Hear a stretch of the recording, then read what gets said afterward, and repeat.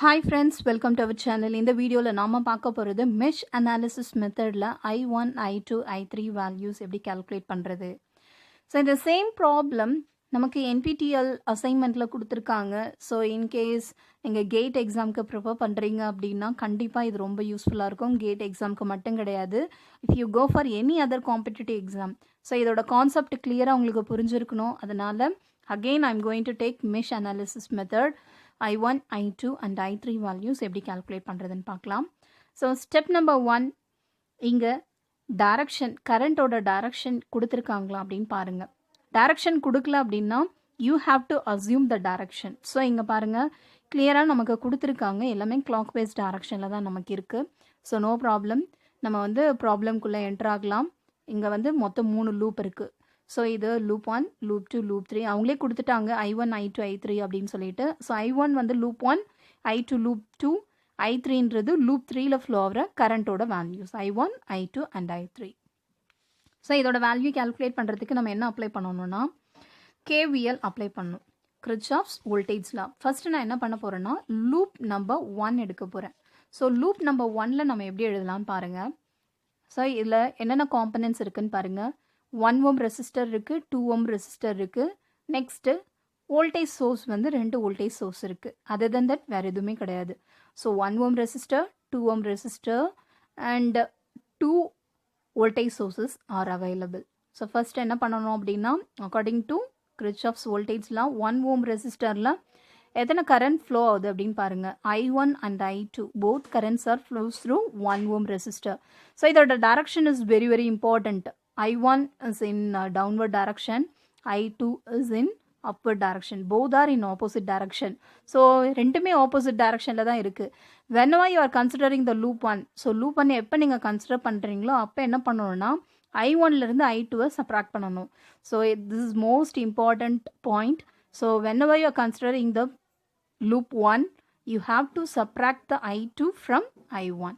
So எப்படி எழுதலாம் 1 ohm ரெசிஸ்டரில் 1 into 2 current flow. The 2 currents are flows through 1 ohm resistor. So you are considering the first loop. So first loop la flow current I1 current minus I2 current. So ரெண்டுமே ஆப்போசிட்ல இருந்துனா subtract பண்ணணும். In case both the directions are same அப்படின்னா add பண்ணிக்கணும். So இங்கே subtract பண்ணணும். Plus next component என்னன்னு பார்த்தீங்கன்னா 2 ohm resistor. So 2 into C I1 current is also flows through 2 ohm resistor as well as the I3. So I3 is also flows through in 2 ohm resistor. So now you are considering the I1. So loop 1 consider பண்றதுனால I1 minus I3. So I1 minus I3 is equal to இங்க வந்து பார்த்தீங்கன்னா source current voltage value எழுதணும். So voltage source பாருங்க. source இங்கே current வந்து இந்த டைரக்ஷனில் இருக்குது. ஸோ இங்கே வந்து என்ன வேல்யூ இருக்குது வோல்டேஜ் சோர்ஸோட கரண்ட் வோல்டேஜ் சோர்ஸஸோட டைரக்ஷன். ஸோ இந்த கரண்ட் டைரக்ஷனில் இருக்கிற அந்த வேல்யூ என்ன இருக்கும் இந்த டைரக்ஷன் கரண்ட் வந்து உங்களுக்கு கிளாக் வைஸில் கொடுத்துருக்காங்க. இங்கே வோல்டேஜ் சோர்ஸோட வேல்யூ +2 மைனஸ் டு +2 மைனஸாக இருந்ததுன்னா மைனஸ்ன்னு எடுத்துருக்கணும். -2 ப்ளஸ்ஸாக இருந்ததுன்னா பாசிட்டிவில் எடுக்கணும். இங்கே +2 மைனஸ் இருக்குது. அப்போ இதை என்ன எழுதணும் +7 வோல்ட். ஸோ 7 இங்கே பாருங்கள் அகெயின் இந்த லூப்பில் 6 வோல்டேஜ் வந்து இருக்குது. பட் இதோட டைரக்ஷன் வந்து கரண்ட் டைரக்ஷன் வந்து இந்த டவுன்வோர்டில் வருது. பட் இங்கே வந்து டவுன்லோட் வரும்போது வோல்டேஜ் சோர்ஸ் வந்து +2 மைனஸில் இருக்குது. +2 மைனஸ் மீன்ஸ் -6ன்னு எடுக்கணும். -2 6ஆக இருந்தால் பாசிட்டிவ்லேயும் +2 மைனஸாக இருந்தால் நெகட்டிவ்லேயும் எடுக்கணும். ஸோ இதை சிம்பிளிஃபை பண்ணலாம். எப்படி உள்ள மல்டிப்ளை பண்ணுங்கள். I1 minus I2 plus 2I1 minus 2I3 is equal to 1. So இதை simplify பண்ணுங்க. 3I1 minus I2 minus 2I3 is equal to 1 ன்னு கிடைக்குது. Take this as equation number 1. Next we are going to see about the loop 2. Loop 2 consider பண்ணலாம். See the second loop. What are the components are available? 2 ohm, 3 ohm and 1 ohm resistor. So இதோட direction பாருங்க. இந்த 2 ohm ரெசிஸ்டரில் single current flow ஆகுது. I2 மட்டும்தான் flow ஆகுது. இந்த 3 ohm resistor எடுத்திங்கன்னா 2 currents are flows through in this resistor I2 as well as I3.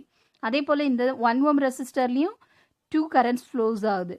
So I2 and I1. So இதை எப்படி எழுதலாம்னா ஃபர்ஸ்ட் இங்கேருந்து ஸ்டார்ட் பண்ணலாம். 2 into I2. ஸோ இங்கே ஃப்ளோ ஆகிற கரண்ட் வந்து I2 கரண்ட் மட்டும்தான் ஃப்ளோ ஆகுது. ஸோ இதை எப்படி எழுதலாம்? 2 into I2 plus next component என்ன? 3 ஓம் ரெசிஸ்டர். இந்த 3 ஓம் ரெசிஸ்டரில் ரெண்டு கரண்ட்டு ஃப்ளோ ஆகுது, I2 and I3 current. I2 is in this direction, I3 is opposite to I2 current. அப்போ என்ன பண்ணணும்? ரெண்டுத்தையும் சப்ராக்ட் பண்ணணும். Now you are considering loop 2. loop 2-வை consider பண்ணுறதுனால I2லிருந்து I3-யை நீங்கள் சப்ராக்ட் பண்ணணும். ஸோ இது எப்படி எழுதலாம்?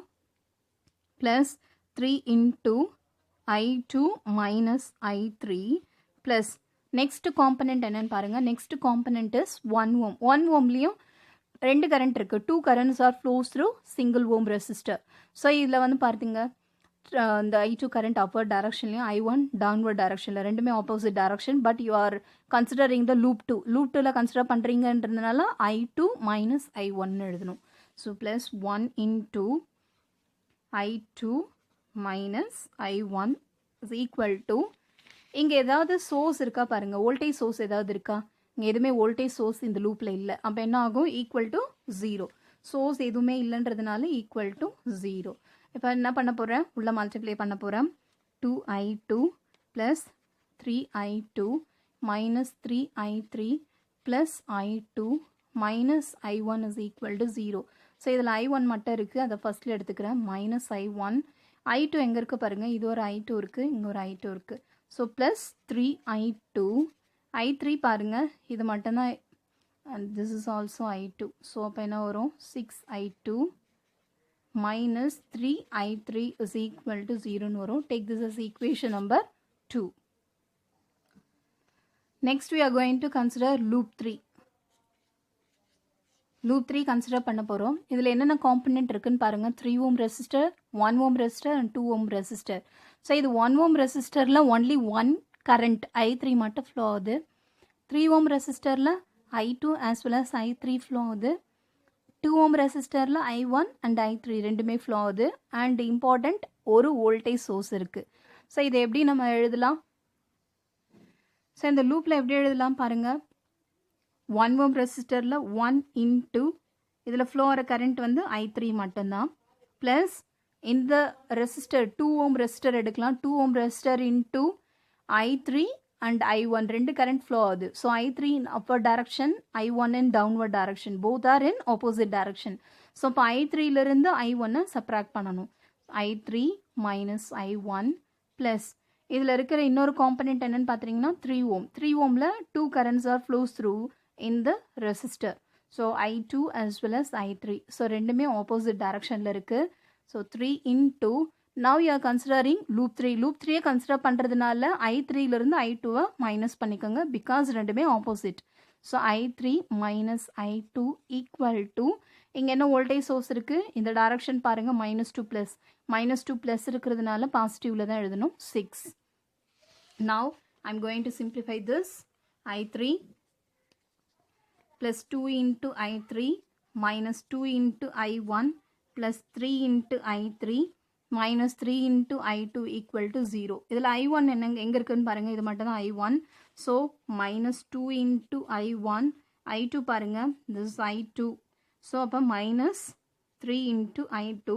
ரிமைனிங் இருக்கிறதுலாம் I3. So 3 plus 2 plus 1 coefficient add பண்ணிங்கன்னா plus 6 into I3 is equal to 6 கிடைக்கும். Take this as equation number 3.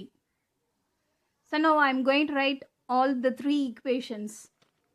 First equation is 3 into I1 minus I2 minus 2 into I3 equal to 1.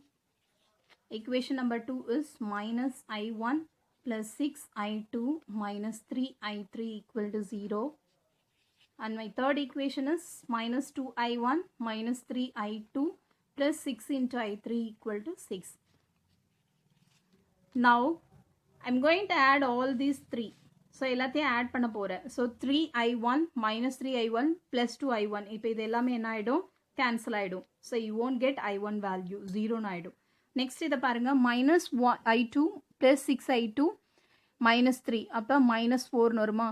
So 6 minus 4 is 2I2. இதை add பண்ணுங்க, I3 minus 2 minus 3 minus 5 plus 6. So அப்போ minus 5 plus 6 is plus I3 equal to 7 வரும். Take this as equation number 4. So இதில் என்ன பண்ணியிருக்கேன், equation number 1 plus equation number 2 plus equation number 3 மூணுத்தையும் add பண்ணி நமக்கு கிடைச்சிருக்கிற equation வந்து equation number 4ன்னு எடுத்திருக்கேன். அகெயின் இதை சிம்பிளிஃபை பண்ண போகிறோம். இப்போ பாருங்கள், ஈக்குவேஷன் நம்பர் 1 இருக்குது, ஈக்குவேஷன் நம்பர் 2. இது ரெண்டுத்தையும் எப்படி சிம்பிளிஃபை பண்ணலான்னு பாருங்கள். ஈக்குவேஷன் நம்பர் 3ல் 3i1 இருக்குது, இங்கே பாருங்கள் -i1 இருக்குது. ஸோ இப்போ அது i1 கேன்சல் பண்ணணும் அப்படின்னா நம்ம ஈக்குவேஷன் நம்பர் 2-ஐ 3ஆல் மல்டிப்ளை பண்ணலாம்.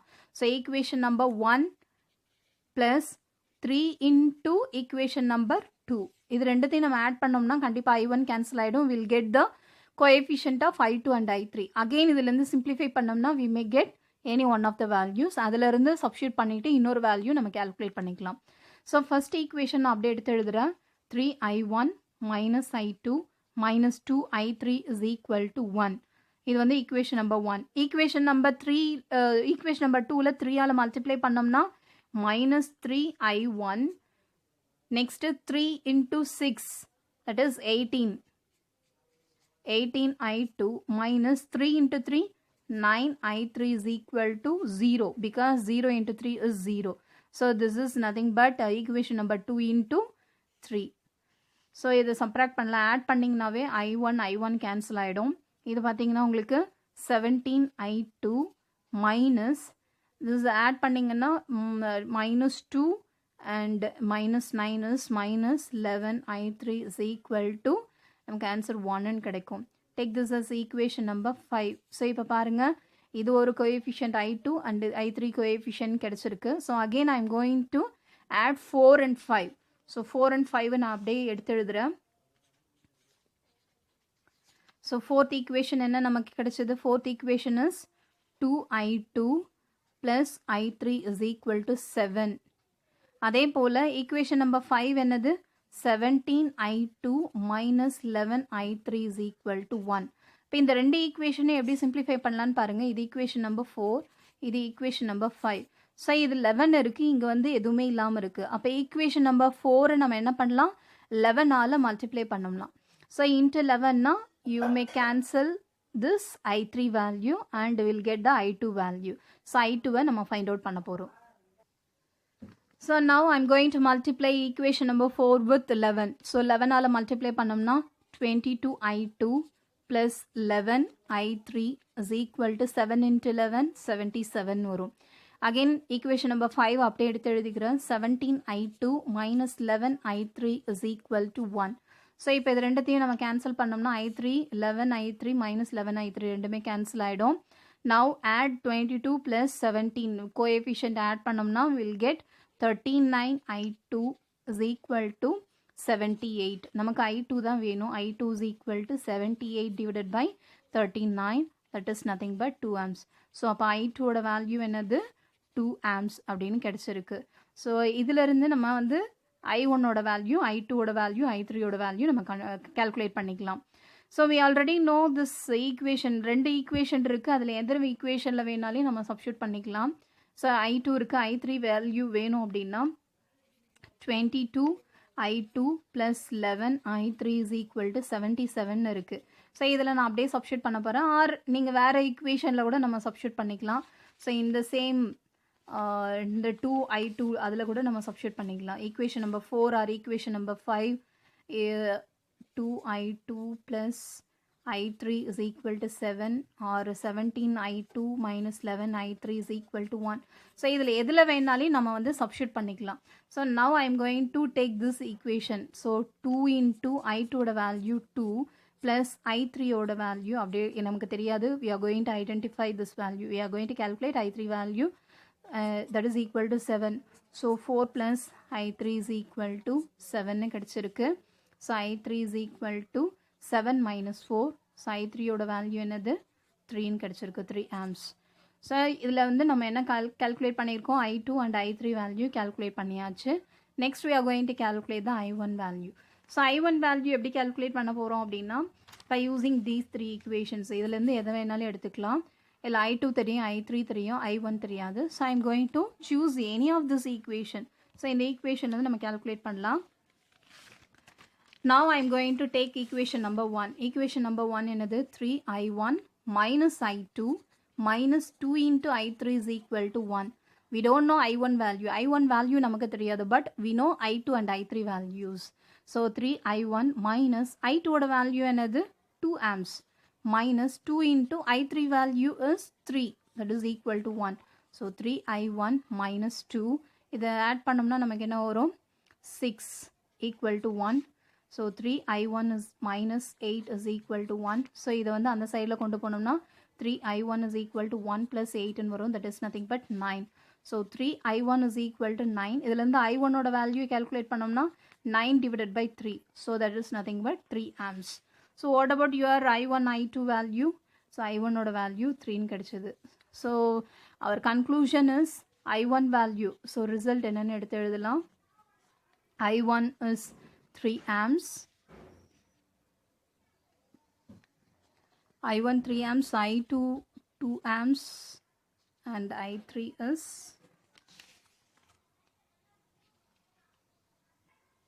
3 amps.